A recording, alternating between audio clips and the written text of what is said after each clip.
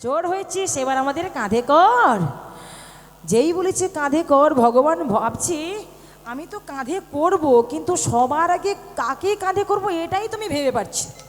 শ্রীরাম লাফিয়েছে, কানাই সবার আগে আমি তোর কাঁধে উঠবো। আমি উঠবো। মধুমঙ্গল বলে না আমি কাঁধে উঠবো। আমি আগে। স্তক কৃষ্ণ বলে না আমি আগে। আমি আগে। নিজেদের মধ্যে ঝগড়াঝাটি শুরু হয়ে যায়। এ বলে আমি আগে চড়বো, সে বলে আমি আগে চড়বো। তাহলে আগে চড়বে কে? আগে চড়বে কে? সবাইকে তো আর একসঙ্গে কাঁধে নেওয়া যাবে না, যে কোনো একজনকে নিতে হবে। তাহলে সে একজনটা কে?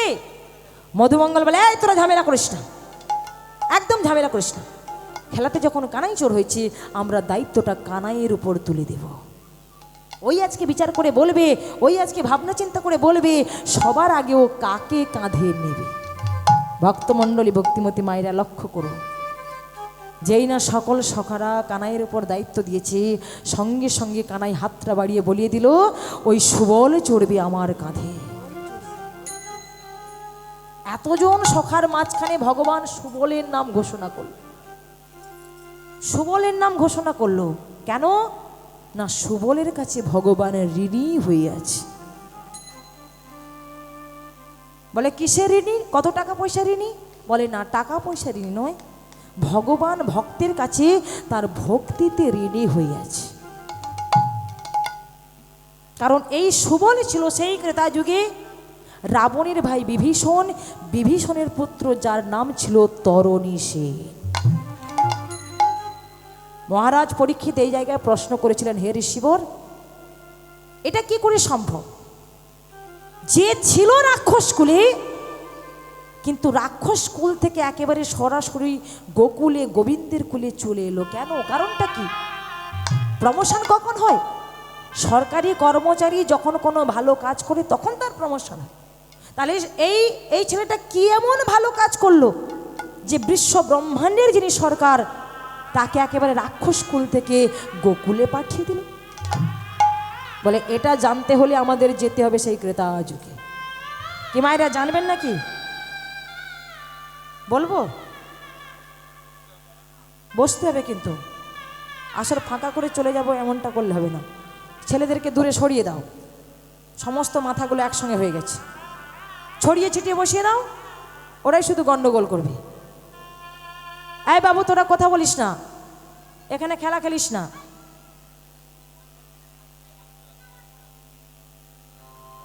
জয় রাধে।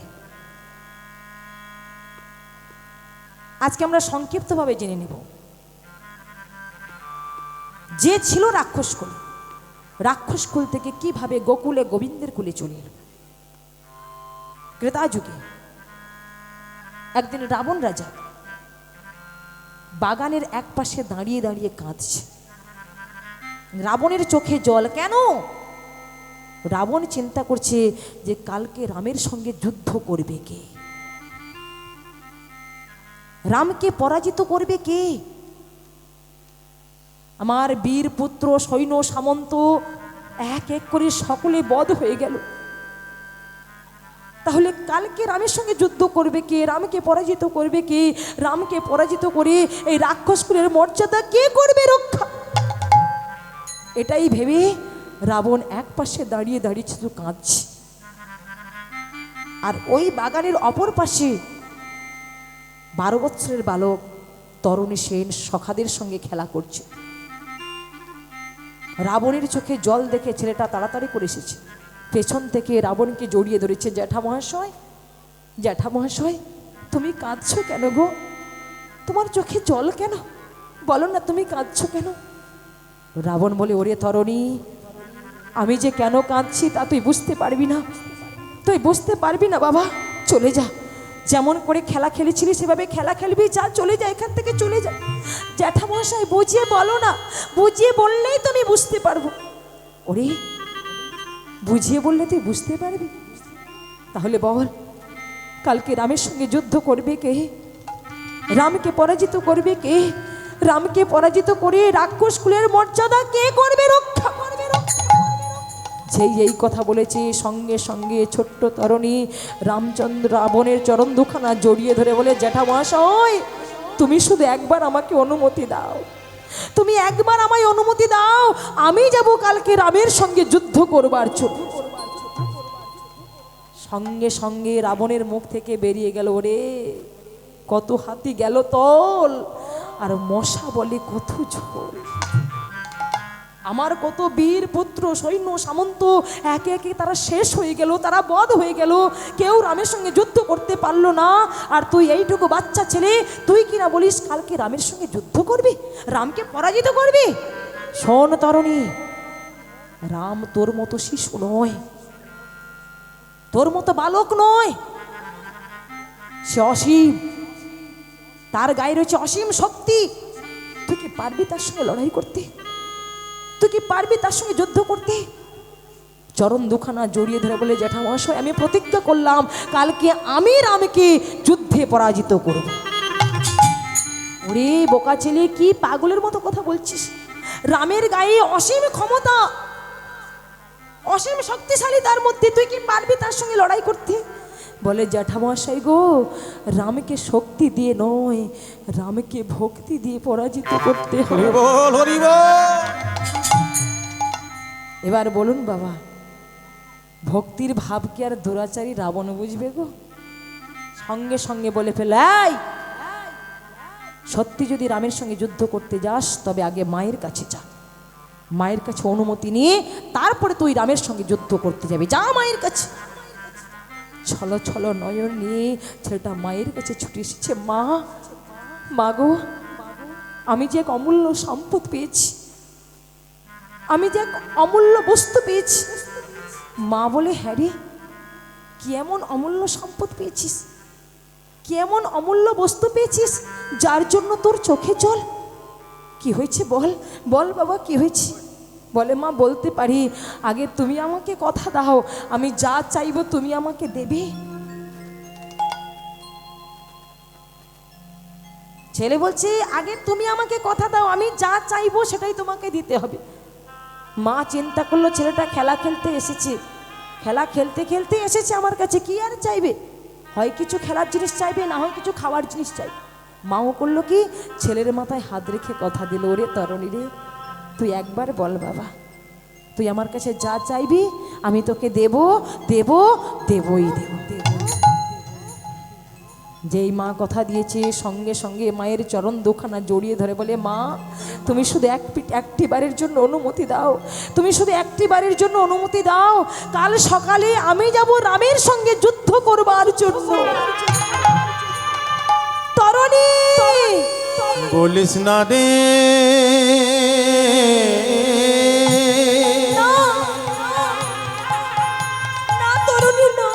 ওরে তরুণী,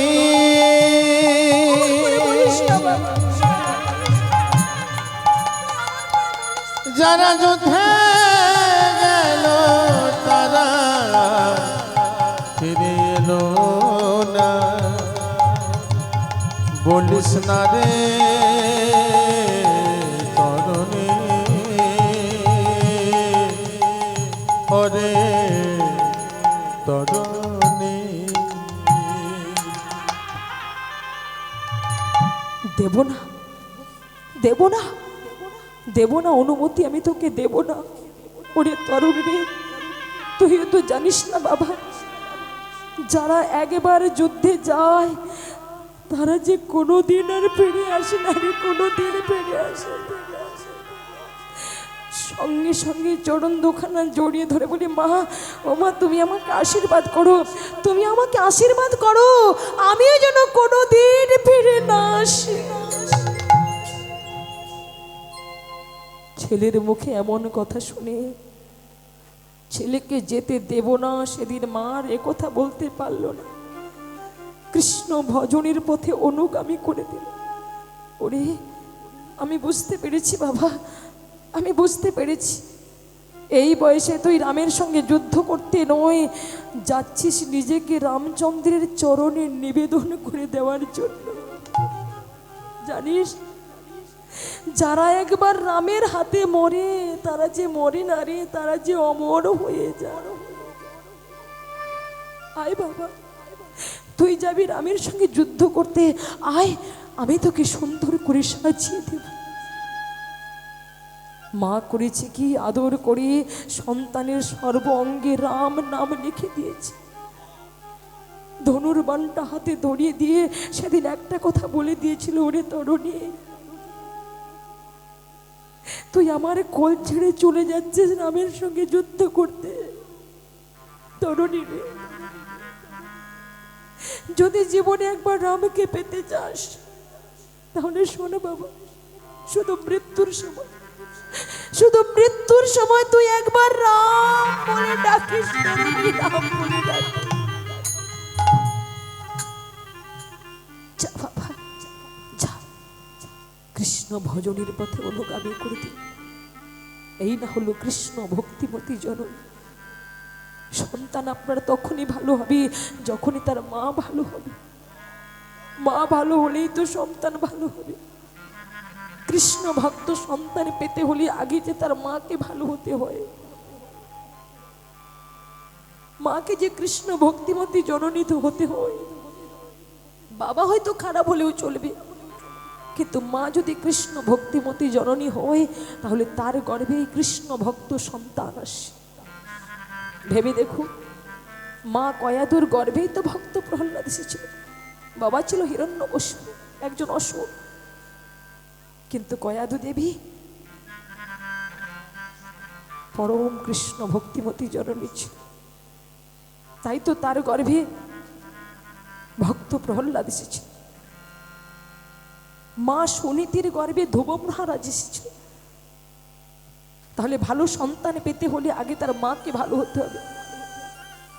মা সন্তানকে কৃষ্ণ ভজনের পথে অনুগামী করে দিল, শিখিয়ে দিল, ওরে রামকে পেতে যদি চাস তাহলে অন্তত মৃত্যুর সময় একবার তুই রাম বলে ডাকিস। মায়ের চরণে প্রণাম করে মায়ের আশীর্বাদ মাথায় নিয়ে ছেলেটা রাম নাম গাইতে গাইতে গাইতে গাইতে এসেছে রামের সঙ্গে যুদ্ধ করবার জন্য। যেই না যুদ্ধক্ষেত্রে এসেছে, প্রভু রামচন্দ্র দেখেই তো অবাক হয়ে গেছে। মনে মনে ভাবলেন, আহারে, এইটুকু ছেলে আমার নাম গাইতে গাইতে আমার সঙ্গে যুদ্ধ করবার জন্য এসেছে। তাহলে ছেলেটা যদি আমায় এত ভালোবাসে, না জানি ছেলেটার বাবা আমায় কতখানি ভালোবাসে। দেখি তো ওর বাবা আমায় কতখানি ভালোবাসে, একটু পরীক্ষা করি তো। বিভীষণ, বিভীষণ, বিভীষণ এসে দাঁড়িয়েছে, প্রভু তুমি আমায় ডেকেছো? হ্যাঁ বিভীষণ, তোমার দাদার মাথা কি আজকাল কোনো কাজ করছে না? বলে, কেন প্রভু, কি হয়েছে? কি হয়েছে? তুমি ভাবতে পারো তোমার দাদা আমার সঙ্গে যুদ্ধ করবার জন্য একটা বাচ্চা ছেলেকে পাঠিয়েছে। একটা বাচ্চা ছেলে এসেছে আমার সঙ্গে যুদ্ধ করবার জন্য। বিভীষণ মনে মনে ভাবলো, কে এই বাচ্চা ছেলে? কই দেখি তো একবার। যেই না পিছন ফিরে তাকিয়েছে, দেখে নিজ পুত্র তরুণে দাঁড়িয়ে রয়েছে। বিভীষণ একবার ভগবানের দিকে তাকাচ্ছে, একবার নিজ পুত্রের দিকে তাকাচ্ছে, একবার রামচন্দ্রের দিকে তাকাচ্ছে, একবার নিজ পুত্রের দিকে তাকাচ্ছে। কিছুক্ষণ পরে মনে মনে ভাবে, প্রভু গো, তুমি আমায় পরীক্ষা করতে চাইছো? তুমি আমায় পরীক্ষা করতে চাইছো আমি কাকে বেশি ভালোবাসি? তোমাকে ভালোবাসি না আমি আমার মায়ের সন্তানকে ভালোবাসি? এটাই তুমি পরীক্ষা করতে চাও তো? বেশ, আমি পরীক্ষা দেব। কারণ তোমার চরণে যারা পরীক্ষা দেয় তারা কখনো ফেল করে না, তারা কোনোদিনের জন্য ফেল করে না, তারাই সবসময় পাস হয়ে যায়। তাই আজকে তুমি যখন পরীক্ষা করতে চাইছো, আমি তোমার কাছে পরীক্ষা দেব। সঙ্গে সঙ্গে হাত জোড়ো করে বলে, দয়াময়, ওই ছেলেটাকে আমি চিনি না, ওই ছেলেটাকে আমি জানি না, ও তোমার শত্রু, তোমার সঙ্গে যুদ্ধ করবার জন্য এসেছে, ওকে তুমি বধ করো, ওকে তুমি বধ করো। সঙ্গে সঙ্গে হাতে তুলে দিল বৈষ্ণব। ভগবান চিন্তা করলো, হারিয়ে আমি চাইলাম তাকে পরীক্ষা করতে, আর সে কিনা ঘুরে আমায় পরীক্ষা করছে। বেশ বিভীষণ, তুমি কি জানো না, না তুমি ভুলে গেছো, যে করে আমার আশ আমি করি তার সর্বনাশ, তারপরেও যে না ছাড়ে মোর পাশ, আমি হই তার দাসের অনুদাস। দেখবো তুমিও কত সহ্য করতে পারো। বৈষ্ণব বাণ হাতে নিয়ে ভগবান রামচন্দ্র তরুণীর মাথাটাকে লক্ষ্য করে যেই না বাণটা ছুড়ে দিয়েছে, বাণের আঘাতে মস্তকটা ছেদন হয়ে গেল। কাটা মুন্ড ভূমিতে পড়ে মনে পড়লো মায়ের কথা। মা বলেছিল, ওরে মৃত্যুর সময় একবার রাম বলে ডাকিস। কাটা মুন্ড ভূমিতে পড়ে চিৎকার করে বলে উঠলো, জয় শ্রীরাম, জয় শ্রীরাম, জয় শ্রীরাম, জয় শ্রীরাম, জয় শ্রীরাম। জয় শ্রীরাম। ভগবান চমকে উঠলে, বিভীষণ, বিভীষণ, হে তুমি কি করালে বিভীষণ, হে তুমি কি করালে? শেষ পর্যন্ত আমার হাতে তুমি আমার ভক্তকে বধ করালে। যে ভক্তের হৃদয়ে আমার সতত বিশ্বাস, যে ভক্তের পদপ্রক্ষালন করতে আমি ভালোবাসি, আজকে তুমি নিজেই আমারই হাতে আমার ভক্তকে বধ করালে। হে তুমি কি করালে বিভীষণ, হে তুমি কি করালে? আজকে যে বিভীষণ বলেছিল ওই ছেলেটাকে আমি জানি না, ওই ছেলেটাকে আমি চিনি না, আজকে সেই বিভীষণ তরুণীর কাটা মুন্ডটা বুকের মধ্যে জড়িয়ে ধরে হাপুত্র হাপুত্র করে নয়নে জলে বক্ষবাসে কাঁদছে। ভগবান বললেন, বিভীষণে তুমি কাঁদছো কেন? তোমার চোখে জল কেন? তোমার চোখে জল মানায় না।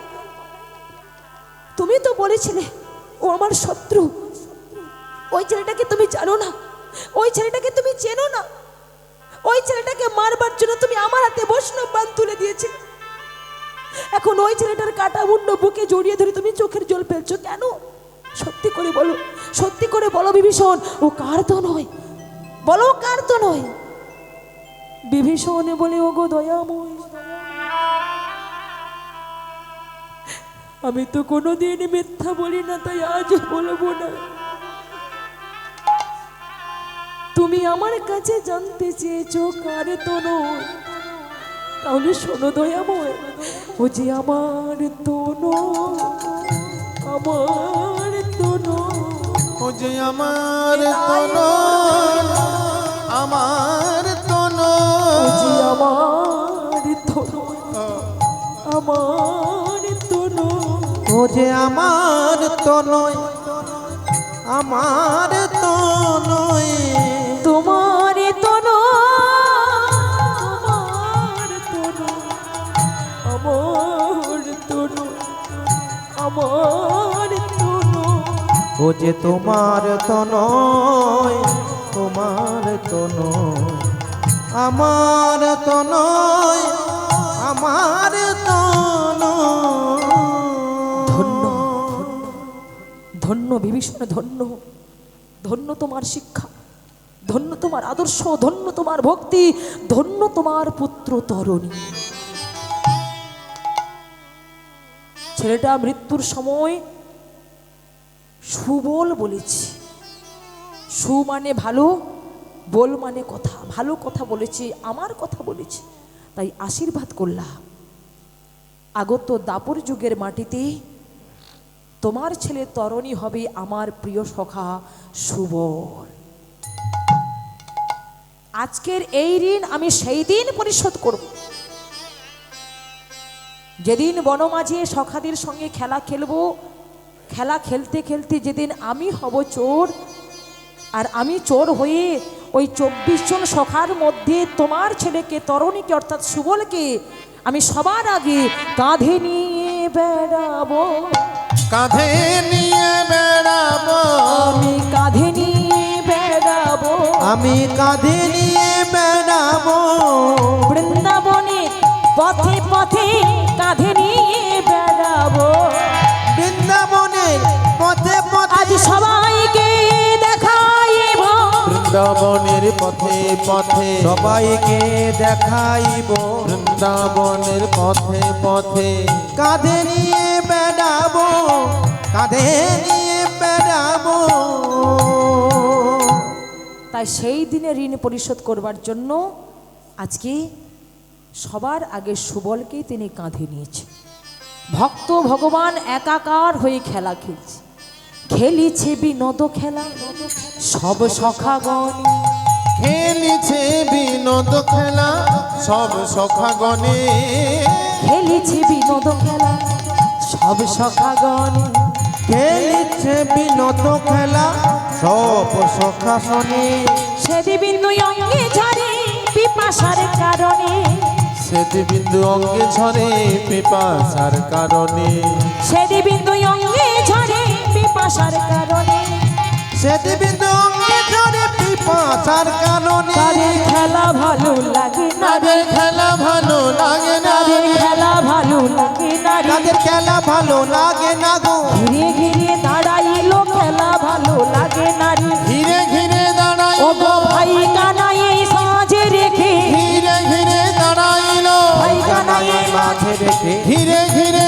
দাঁড়াইলো খেলা ভালো লাগে না গো খেলা ভালো লাগে না গো সেদি বিন্দু অঙ্গে ঝরে পিপাসার কারণে সেদি বিন্দু অঙ্গে ঝরে পিপাসার কারণে কানাই কানাই রে এই দেখ ভাই পুরো হাঁপিয়ে পড়েছে আর খেলতে পারছি না ভীষণ কষ্ট হচ্ছে রে তাড়াহুড়ো থেকে ঘাম ঝরে পড়ছে জানিস ভাই বড্ড পিপাসা পেয়েছে একটু জল পান করবো রে একটু জল পান করবো কানাই বলছে ও তোদের পিপাসা পেয়েছে ঠিক আছে একটু অপেক্ষা কর ভাই আমি যাচ্ছি তোদের জন্য জল নিয়ে আসবো যেই কানায় জল আনতে যাবে শ্রীরাম বলছে এই তুই জল আনতে যাবি মানে তোর মাকে আজকে আমরা কথা দিয়ে এসেছি বনের মাঝখানে তোকে আমরা জলও আনতে দেবো না ফলও আনতে দেবো না পিপাসা পেয়েছে আমরা তো রয়েছি না কি তুই এখানে বস আমরা জল আনবো তোকে দেবো তারপরে আমরা পান করব। তোকে কিন্তু একাকে আমরা যেতে দেবো না রে কানাই তোর মাকে আমরা কথা দিয়েছি ওরে কানাই তোকে একা ছেড়ে দেব না যাব রে তো সঙ্গে যাব একা ছেড়ে দেব না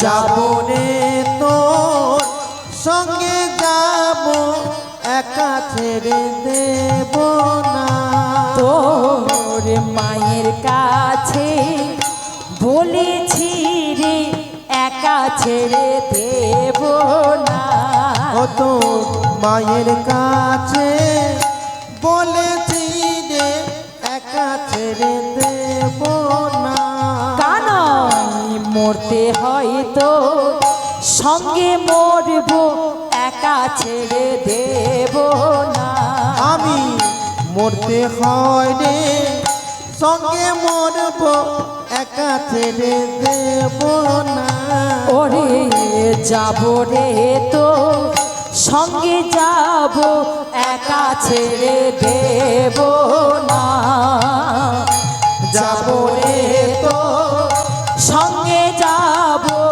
একা ছেড়ে দেব না তো মায়ের কাছে বলেছি রে একা ছেড়ে দেব না যাব রে তো সঙ্গে যাব একা ছেড়ে দেব না যাব রে তো সঙ্গে যাব একা ছেড়ে দেব না যাব রে তো সঙ্গে যাব একা ছেড়ে দেব না যাব রে তো সঙ্গে যাব একা ছেড়ে দেব না সখারা বলছে কানাই রে তোর মাকে তো আমরা কথা দিয়েছি ভাই আজকের মতো তোকে আমরা কোনো কাজ করাবো না তোকে দিয়ে কোনো কাজ করাবো না তুই বরং গাছের তলায় বস আমরা যাচ্ছি জল আনতে কথা দিলাম ভাই জল এনে আগে তোকে দেব তারপরে আমরা পান করব। যেই এই কথা বলেছি সখাদের কথার উপরে বিশ্বাস করে ভগবান গাছের তলায় বসে পড়েছি যেই বসে পড়েছে এবার সকল সখারা জল আনবার জন্য বেরিয়ে পড়েছে কিন্তু লক্ষ্য করুন ভক্তমণ্ডলী ভক্তিমতী মায়েরা প্রতিদিন তারা যেই পথ দিয়ে যায় জল আনতে আজকে ঠিক রাস্তাটা ভুল করে তার উল্টো রাস্তাটাই ধরে ফেলেছে ভুল রাস্তাটা ধরে ফেলেছে ঠিক তার উল্টো রাস্তা এই উল্টো রাস্তায় জল খোঁজ করতে করতে করতে এলো কোথায় না সেই ভয়ঙ্কর বিষ জলের কাছে যেখানে কালীয় নাগ বাস করে যার আশেপাশে কেউ বেঁচে নেই ভয়ঙ্কর বিষ জলের পাশে এসেছে তার এসেই দেখছি কি সুন্দর কাঁচের মতো স্বচ্ছ পরিষ্কার জল বাইরে লালসা ভেতরে পিপাসা দুই একত্রিত হয়ে কানাইয়ের কথা ভুলে গিয়ে পিপাসায় কাতর হয়ে যেই না এক হাঁটু জলে নেমেছে কেউ এক ঢোক জল নিয়েছে এই জল নেওয়ার সঙ্গে সঙ্গে তাদের বিষের কাজ শুরু হয়ে গেল তাদের প্রাণে জ্বলে যা ওরে কানাই রে এই বিষের জ্বালা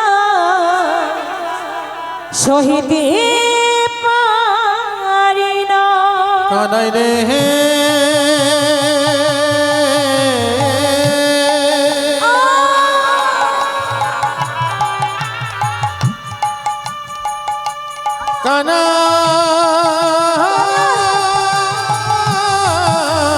কানাই রে দেখা দে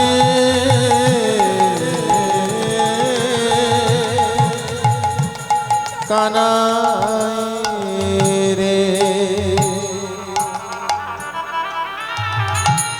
বিষ জল পান করার সঙ্গে সঙ্গে বিষের কাজ শুরু হয়ে গেল। কে বলছে শ্রীদাম দাদা আমার মাথাটা কেমন ঘোরাচ্ছে গো। কে বলে জানো দাদা আমি যেন চোখের সামনে সব কিছু অন্ধকার দেখছি। সুবল বলে আমি আমি আর কথা বলতে পারছি না, আমার ভীষণ কষ্ট হচ্ছে, আমি আর দাঁড়াতে পারছি না, আমার ভীষণ কষ্ট হচ্ছে। কি হলো আমাদের, কি হলো বলো না, আমাদের কি হলো? মধুমঙ্গল বলে ওগো এই বিষ জল পান করে বুঝি আজ আমরা কেউ আর বাঁচবো না গো। এই জলটাই তো ভালো নয়, এটাই তো বিষ জল। এই বিষ জল পান করে যখন আমাদের সবারই একই অবস্থা, তাহলে বুঝি আর আমরা প্রাণে বাঁচবো না রে, আর আমরা প্রাণে বাঁচবো না। তাহলে চল না, যতক্ষণ আমাদের দেহে প্রাণ রয়েছে একবার কানাইয়ের কাছে যাওয়ার চেষ্টা করি, একবার আমরা কানাইয়ের কাছে যাওয়ার চেষ্টা করি। কেউ তো একা একা যেতে পারছে না, সকলে হাতে হাতে বেড়া জাল দিয়ে 1 পা 2 পা 3 পা করে যেই না এগিয়ে যাচ্ছে। বিষের জ্বালায় ছটপট করতে করতে করতে করতে কেহ পড়ে গেল কালী দহের নীরে, আবার কেহ পড়ে গেল কালী দহের তীরে। মহারাজ পরীক্ষিত প্রশ্ন করেছিলেন, হে ঋষিবর এটা কি করে সম্ভব? ওরা তো ভগবানের সখা, ওরা তো কৃষ্ণের সখা, সদা সর্বদা ওরা তো কৃষ্ণেরই সঙ্গ করছে, এটো খাচ্ছে এটো খাওয়াচ্ছে, কাঁধে চড়ছে কাঁধে করছে। তাহলে ওদের আজকে এমনই দুর্গতি কেন? ওরা অচৈতন্য হয়ে পড়ে গেল কেন? বলে পড়বে না, ওরা যখন জল আনতে এসেছিল তখন ওরা কি বলে এসেছিল? কি বলে এসেছিল মা? যে কানাই রে জল এনে আগে তোকে দেব, তারপরে আমরা পান করব। কথা তো দিয়েছিল, কিন্তু কথার মর্যাদাকে রক্ষা করতে পারলো? কথার মর্যাদা রক্ষা করতে পারলো? কালীদহের বিষ জল দেখে, স্বচ্ছ পরিষ্কার মতো জলটাকে দেখে কানাইয়ের কথা ভুলে গিয়ে তারা নিজেরাই জলটা সেবা করে নিয়েছে। তাই তো আজকে তাদের দুর্গতি, এই অবস্থা, তাদের দশাটা এমনই হয়েছে। ভগবান জগৎ জীবকে শিক্ষা দিতে চাইলেন, হে জগতের জীব তোমরাও দেখে নাও, তোমরাও শিখে নাও। মায়ার সংসার এসে মায়ার মোহেতে পড়ে তোমরাও যদি দেওয়া কথাগুলো ভুলে যাও, তাহলে তোমাদের দশা তেমনি হবে, তাদের দশা তেমনি হবে, তাদের দশা এমনি হবে, তাদের দশা এমনি হবে। যারা আমার কথা ভুলে যাবে তাদের দশা এমনি হবে। যারা আমার কথা ভুলে যাবে, অকালে প্রাণে বাহির হবে, আমার কথা ভুলে যাবে, আর বেতন বাহির হবে, আমার কথা ভুলে যাবে, তাদের দশা এমনি হবে। মায়ার সংসারে সে মায়ার মোহেতে পড়ে যারা আমার কথা ভুলে যাবে তাদের দশাটাও ঠিক এমনই হবে, তাদের অকালে প্রাণ চলে যাবে। কিন্তু তবুও লক্ষ্য করুন, মৃত্যুর সময় সখারা ভগবানকে স্মরণ করেছে। আমরা তো আর বাঁচবো না, কিন্তু যতক্ষণ দেহে প্রাণ রয়েছে চল আমরা সকলে কানাইয়ের কাছে যাওয়ার চেষ্টা করি। ভগবানের নাম নিয়ে যদি কেউ 1 চরণ এগিয়ে যায়, ভগবান তাকে কৃপা করবার জন্য 10 চরণ এগিয়ে আসে। সখাদের আসতে বিলম্ব দেখে ভগবান মনে মনে ভাবলো, দেখি তো সখারা কই তো এখনো এলো না। পদচিহ্ন অনুসারী অন্বেষিয়া যাই হরি উপন্নীত কালীদহের তীরে। সখাদের পদচিহ্ন অনুসরণ করতে করতে ভগবান এসেছে কালীদহের তীরে, কিন্তু এসে কি দেখছি, দেখেন রাখালো সব ভাসিতেছে হয়ে সব। দেখেন রাখালো সব ভাসিতেছে হয়ে সব। কালীদহ বিষহরিদনি রে আহা মরি রে। কালীদহ বিষহরদ রে আহা মনি রে। সবাই ভাসে কালীদহে, তারা সবাই ভাসে কালীদহে। সবাই ভাসে কালীদহে। সবাই ভাসে কালীদহে। কেউ তো প্রাণে বেঁচে নাই রে, সবাই ভাসে কালীদহে। তারা কেউ তো প্রাণে বেঁচে নাই রে, সবাই ভাসে কালীদহে। কালীদহ বিষহরিদনি রে আহা মরি রে। কালীদহ বিষহরদ আহা মনি রে। কালীদহ বিষহরদ রে। পদাবলীর ভাষাতে বলেছি, দেখেন রাখালো সব ভাসিতেছে হয়ে সব। এই পদাবলীতে দুটো সব কথা ব্যবহার করা হয়েছে, একটা হচ্ছে তালবস্যব আর একটা হচ্ছে দন্তস্ব। তালবস্যব সব কথার অর্থ হলো মৃত প্রায়, আর দন্তস্ব সব কথার অর্থ হলো সকল সখার। কালীদহের বিষ জল পান করে বিষের জ্বালায় ছটফট করতে করতে সকল সখারা মৃত প্রায় অবস্থায় পড়ে রয়েছে। সখাদের এই রূপ দর্শন করে ভগবান কি করলেন, মুখামৃত দিয়া হরি প্রাণেরও সঞ্চার করি তুলিলেন কালীদহের তীরে। মুখের অমৃত দান করে তাদের প্রাণ ফিরিয়ে দিয়েছে। যেই না সখারা প্রাণ ফিরে পেয়েছে, কানাইকে দেখে বলছে, হ্যাঁ রে কানাই, এখানে আর আমরা থাকবো না ভাই, চল বাড়ি ফিরে যাই, চল আমরা বাড়ি ফিরে যাই। বলে কেন, জল পান করবো না? বড্ড পিপাসা পেয়েছে, জল পান করবো। বলে না রে ভাই, এই জলটা ভালো নয়, এই জলটা পান করেই তো আমরা মরে গিয়েছিলাম, কিন্তু তুই এসে আমাদের প্রাণে বাঁচিয়েছিস, কিন্তু জলটা পান করে যদি তোর কিছু হয়ে যায় তখন আমরা কোথায় যাব? না ভাই, একটু কষ্ট করে বাড়ি যাই, চল বাড়িতে গিয়ে আমরা জল খাবো, চল এখান থেকে চলে যাই। কিন্তু বলুন তো মাইরা, ভগবানকে আজকে সত্যি জল পান করবার জন্য এসেছে কালীয়নাগকে দমন করবার জন্য। কালীয়নাগকে দমন করবার জন্য ভগবান এসেছে। সখাদের কোনো কথা না শুনে কালীয়নাগকে দমন করবার জন্য এবার ভগবান কি করলেন, দেখি যদু নন্দন দুষ্ট সর্প বিনাশন। দেখি যদু নন্দন দুষ্ট সর্প বিনাশন। দেখি যদু নন্দন দুষ্ট সর্প বিনাশন। দেখি যদু নন্দন দুষ্ট সর্প বিনাশন। চড়িলেন কদম বেরু ডালে, চড়িলেন কদম বেরু ডালে। চড়িলেন কদম বেরো ডালে। চড়িলেন কদম বেরো ডালে। তাহার উপরে চড়ি ঘন ঘন ঝাঁকি মারি।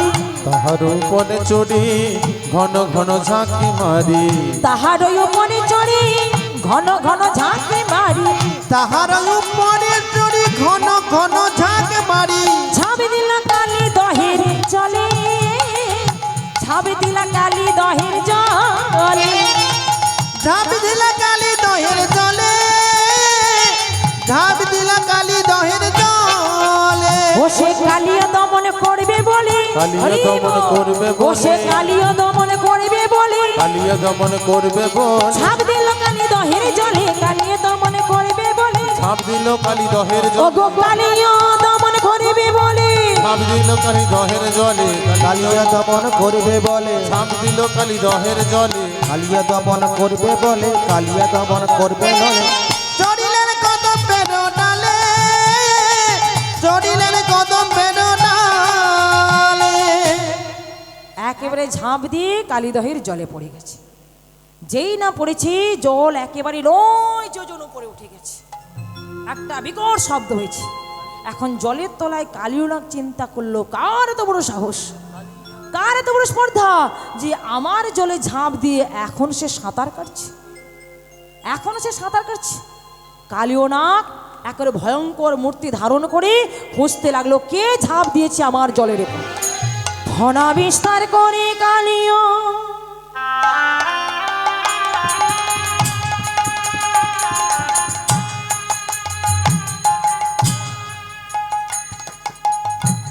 দেখিতে লাগিল, ফনা বিস্তার করে কালী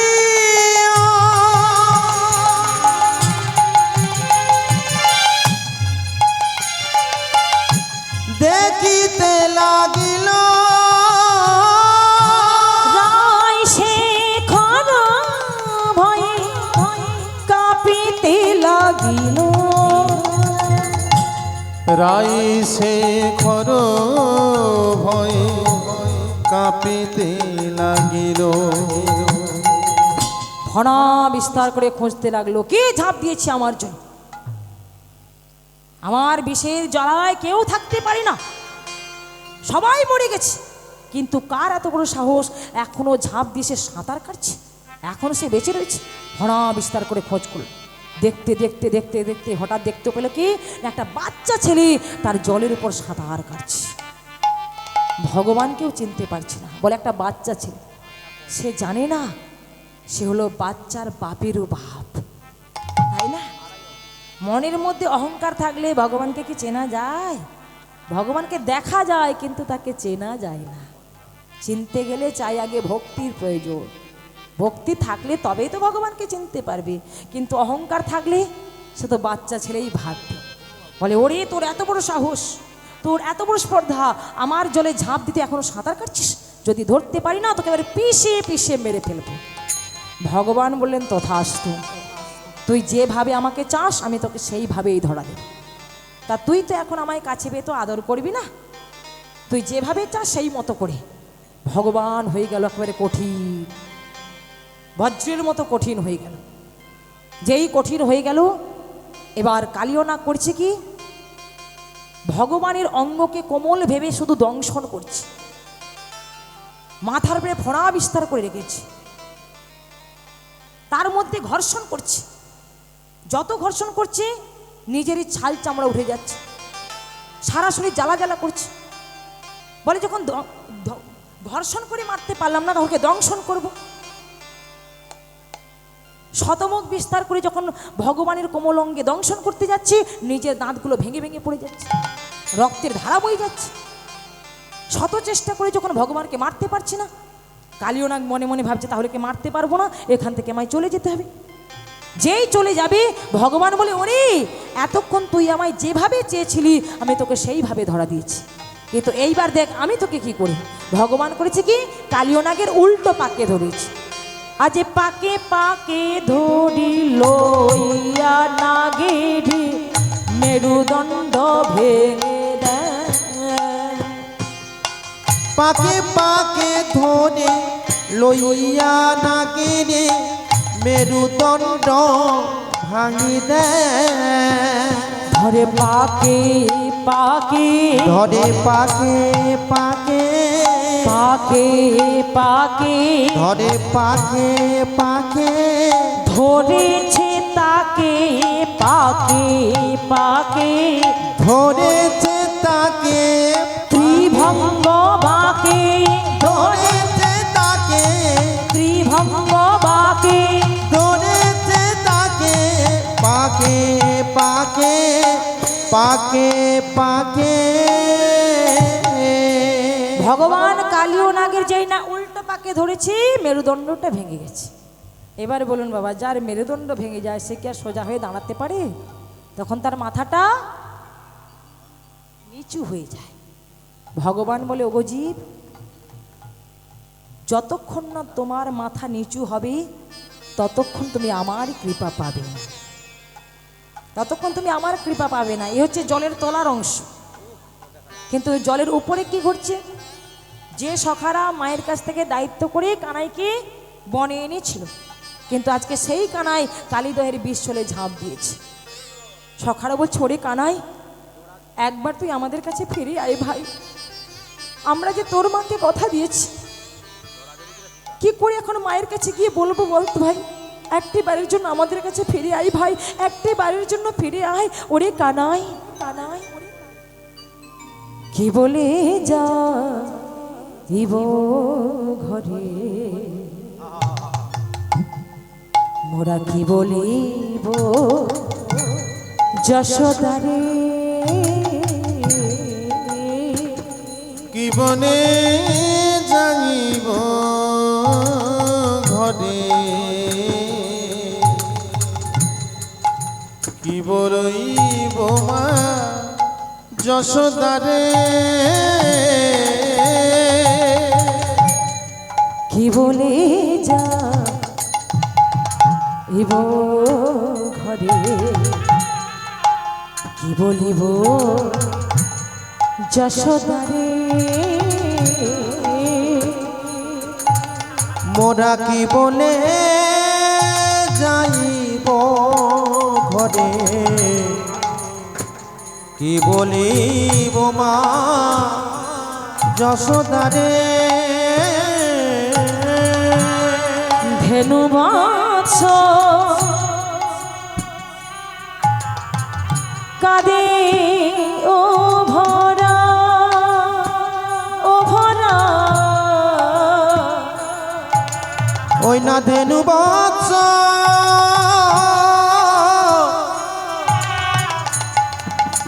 কাঁদে ও ভরা,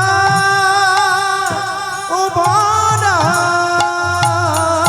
কানাই ফিরিয়া, ফিরিয়া, ফিরে আয়, ফিরে আয়, একবার ফিরিয়া, ফিরিয়া, একবার ফিরে আয়, ফিরে আয়, আমাদের ছেড়ে যাসনে কানাই, ফিরিয়া, ফিরিয়া, আমাদের ছেড়ে যাসনে কানাই, ফিরে আয়, ফিরে আয়, ওরে আমাদের ছেড়ে যাসনে কানাই, ফিরিয়া, ফিরিয়া, ও তুই আমাদের ছেড়ে যাস না কানাই, ফিরে আয়, ফিরে আয়, ধেনু বাছ কাঁদে ও বোনায়, ও বোনায়, ধেনু বৎস কাঁদে ও ভরা, সকল সখারা বলছে, ওরে কানাই তুই একটি বাড়ির জন্য ফিরে আয় ভাই, একটি বাড়ির জন্য ফিরে আয়, আমরা তোর মাকে গিয়ে কি বলবো, যখন জানতে চাইবে আমরা কি উত্তর দেব, তুই একটি বাড়ির জন্য ফিরে আয়। আর আজকে যে যশোমতী মা নিশীথে গোপালকে নিয়ে দুঃস্বপ্ন দেখেছে, আজকে সেই যশোমতী মা গোপালকে গোষ্ঠ গোচারণে পাঠিয়ে দেওয়ার পর থেকে বৃন্দাবনে শুধু অমঙ্গলের ছায়া দেখছে, চারিদিকে শুধু অমঙ্গলের ছায়া। যে বৃন্দাবনের মাটিতে কোনোদিন সাপ দেখা যায় না, আজকে সেই বৃন্দাবনের অলিতে গলিতে শুধু সাপ আর সাপ দেখছি, দিনের বেলায় যেন ঘুটঘুটে অন্ধকার দেখছি, দিবসে আধার,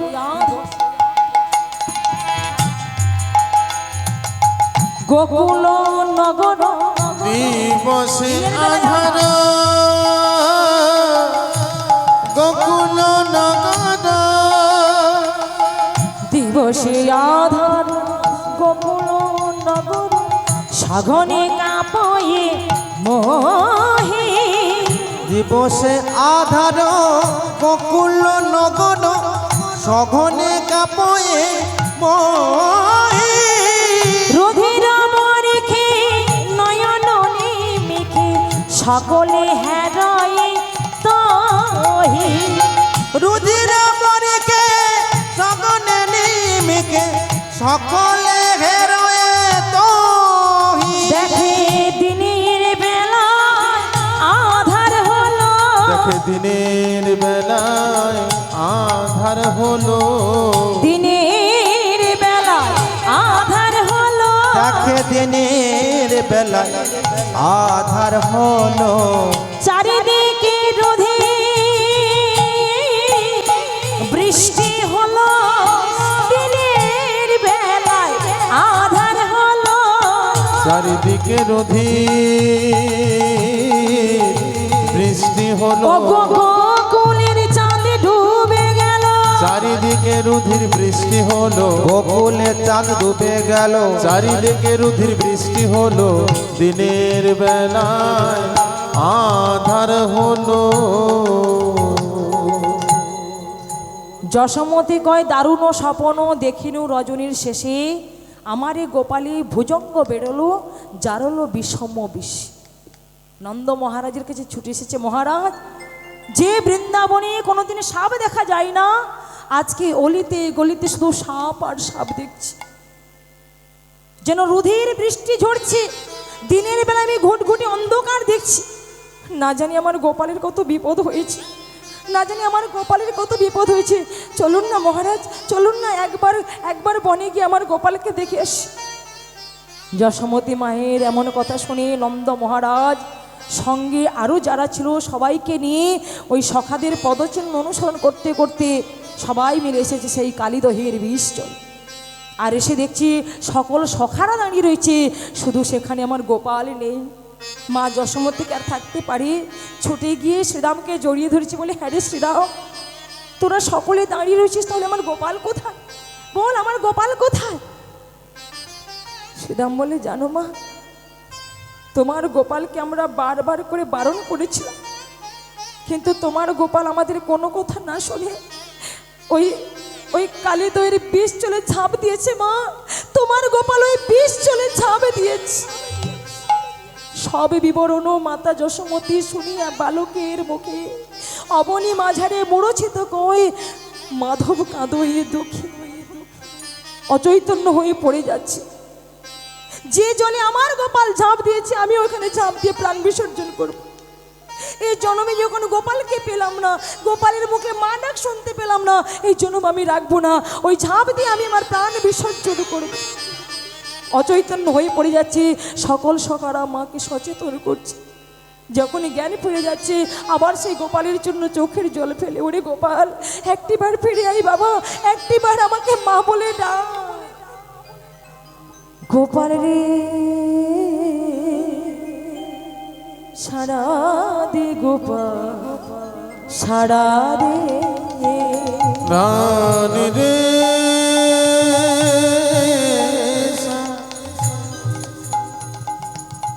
নিসারে নিসা নিদা নিদা নিরে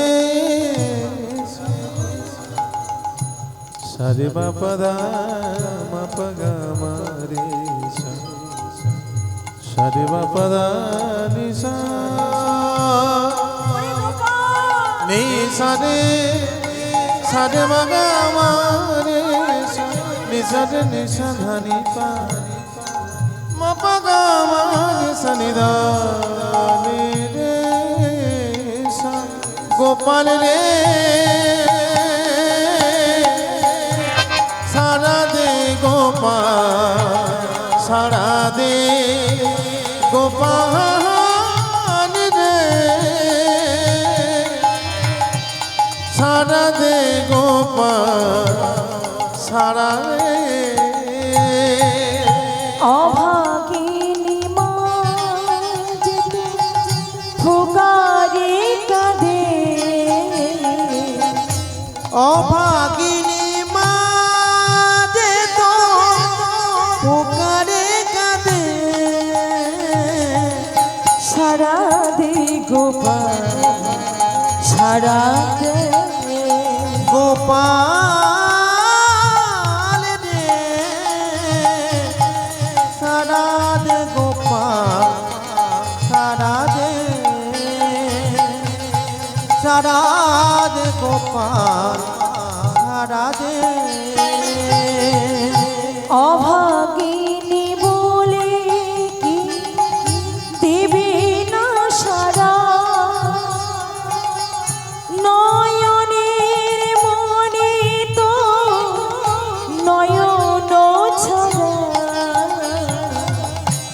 অভাগিনী বলে রে তুই দিবি না সারা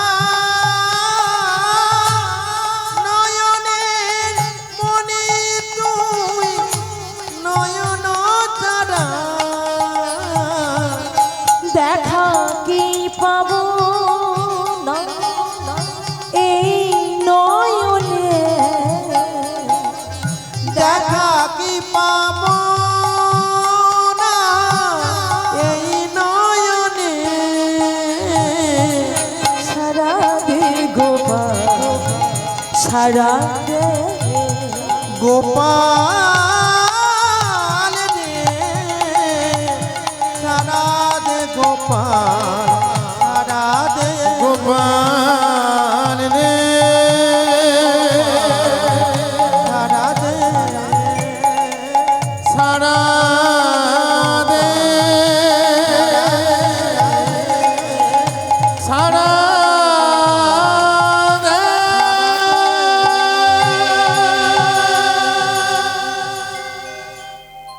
সবাই যখন গোপালের জন্য চোখের জল ফেলছে, পিতা নন্দ মহারাজ বুঝে উঠল যে আজকে আমার বলরাম কানাইয়ের সঙ্গে নেই বলে কানাইয়ের আজকে এই দুর্দশা হয়েছে, কানাইয়ের আজকে এত বড় বিপদ হয়েছে। কারণ দাদা বলাই হলো তো গুরু, তাই না? বলাই বলাই বলাই, কি বলাই? নাম বলাই। কোথায় বলাই? জীবের কর্ণকুহরে বলাই। কে বলায়? না গুরু বলায়। জীবের কর্ণকুহরী যিনি নাম বলায় তিনি হলেন দাদা বলাই। আজকে দাদা বলাই সঙ্গে নেই, তাই আজকে কানাইয়ের এমনই বিপদ হয়েছে। জগৎ জীবকে এটাই শিক্ষা দিতে চাইছেন, হে জগতের জীব, তোমরাও যদি গুরুচরণ আশ্রিত না হও তাহলে তোমাদেরও চলার পথে বলার পথে এমনি করে কত বাধা আসবে, কত বিপদ আসবে, তাই না? যতদিন জীবের গুরুকরণ নাহি হয় পশু বলে সেই প্রাণী জানিবে নিশ্চয়। নিতাই গৌর প্রেমানন্দে হরি হরি বল। ভগবান চিন্তা করলো না আর সবাইকে এভাবে কাঁদানো যাবে না, আর কষ্ট দেওয়া যাবে না, আমার জন্য কত কাঁদবে। আর এইবার কালিয়নাগকে দমন করে আমাকে আমার মায়ের করে ফিরে আসতে হবে। তাই করলো কি, এবার ওই কালিয়নাগকে দমন করতে লাগলো। আজ ফনাতে ফনাতে দমন করি, ফনাতে ফনাতে দমন করি, ফনাতে ফনাতে দমন করি, আজ ফনাতে ফনাতে দমন করি। নট বড় বেশে নাচিছে শ্রীহরি, নট বড় বেশে নাচিছে শ্রীহরি, নট বড় বেশে নাচিছে শ্রীহরি, নট বড় বেশে নাচিছে শ্রীহরি। ফণির মণি গণ পড়য়ে খুশি, মণি মণি গণ পড়য়ে খুশি, পূজিছে চরণ নখর শশী, পূজিছে চরণ নখর শশী। পূজা করে পূজা করে পূজা করে পূজা করে গোবিন্দায় নম বলে পূজা করে, গোবিন্দায় নম বলে গোবিন্দায় নম বলে পূজা করে, গোবিন্দায় নম বলে পূজা করে, পূজা করে পূজা করে। যখন ভগবান কালিয়নাগের মস্তকে নৃত্য করতে লাগলো তখন মুখ দিয়ে শুধু রধির ধারা উঠছে, শুধু বিষ উঠছে। ভগবান বলে, কালিয়নাগ কত ভক্ত আমায় কতভাবে সেবা দেয়, তাই না? হাত দিয়ে কত সুন্দর মালা করে আমার গলে পরিয়ে দেয়, সোনার থালায় রূপোর থালায় দামি দামি ফল মিষ্টান্ন দিয়ে আমায় সেবা দেয়, কত সুন্দরভাবে সেবা দেয়। আর তুমি কিনা আমায় বিষ দিয়ে সেবা দিলে? সঙ্গে সঙ্গে হাত জোড়ো করে বলে, প্রভু গো, তুমি যার নয়নে দৃষ্টি দিয়েছ,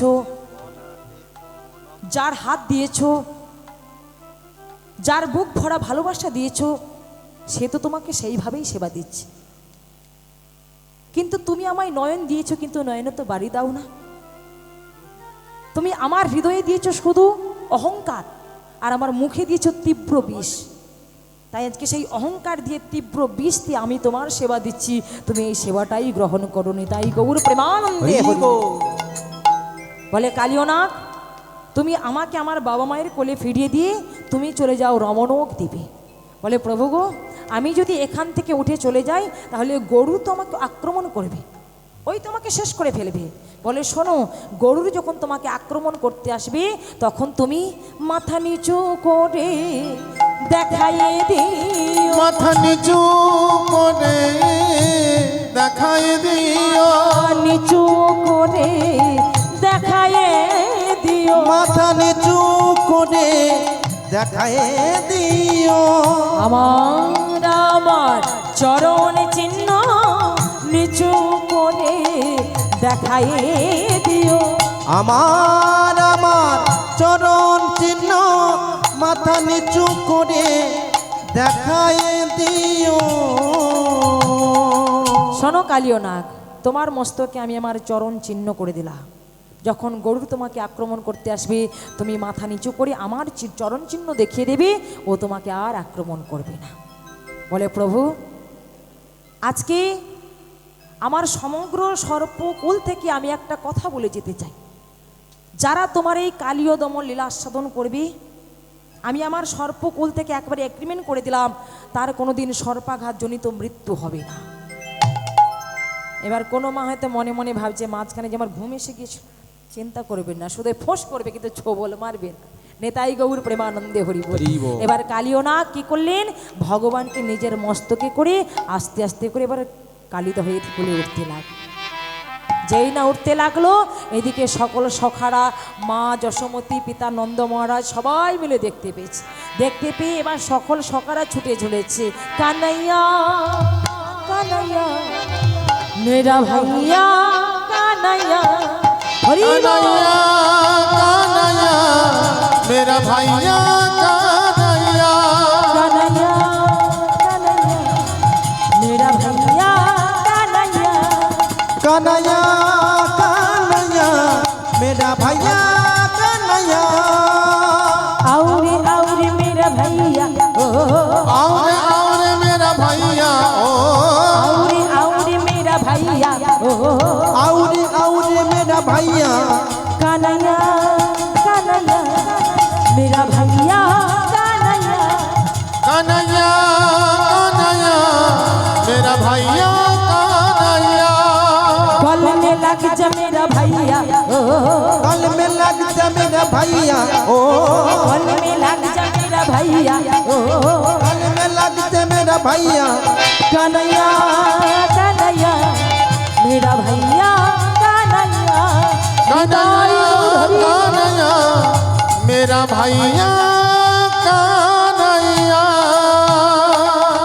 আসুন আজকে মায়ের কোলে সন্তান রেখে আমরা লীলা বিশ্রাম করব। ভক্তমণ্ডলী, ভক্তিমতী মায়েরা এত সময় ধরে ধৈর্যের পরীক্ষা দিলেন, সুমধু লীলারস আস্বাদন করলেন। গোবিন্দের কাছে প্রার্থনা করব আমার পরমেশ্বর ভগবান তিনি যেন প্রতি বাবা মায়ের কোলে সন্তান হয়ে ধরা দেন, বাবা মায়ের জীবন যেন সার্থক করেন, জনম যেন তিনি ধন্য করেন। প্রেম সে সবাই মিলে যে যেখানে বসে রয়েছেন দাঁড়িয়েছে সকলে হাত জোড়ো করুন। হাত জোড়ো করে আমাদের সাথে সাথে বলুন, হরে কৃষ্ণ হরে কৃষ্ণ কৃষ্ণ কৃষ্ণ হরে হরে হরে রাম হরে রাম রাম রাম হরে হরে, নিতাই গৌর প্রেমানন্দে হরি বল হরি বল হরি বল। যশোমতী মা গোপালকে এক পাশে বসিয়েছি, অপর পাশে দাদা বলরামকে বসিয়েছি। যশোমতী মায়ের কোলে বসলো এসে কানাই আর বলা, যশোমতী মায়ের কোলে বসলো এসে কানাই আর বলাই, যশোমতী মায়ের কোলে বসলো এসে কানাই আর বলা, যশোমতী মায়ের কোলে বসলো এসে কানাই আর বলা, তোমরা দাও উলুদান শঙ্খ বাজা হরি গুণগান, তোমরা গাও ওলু নিতাই গৌর হরে শঙ্খ বাজা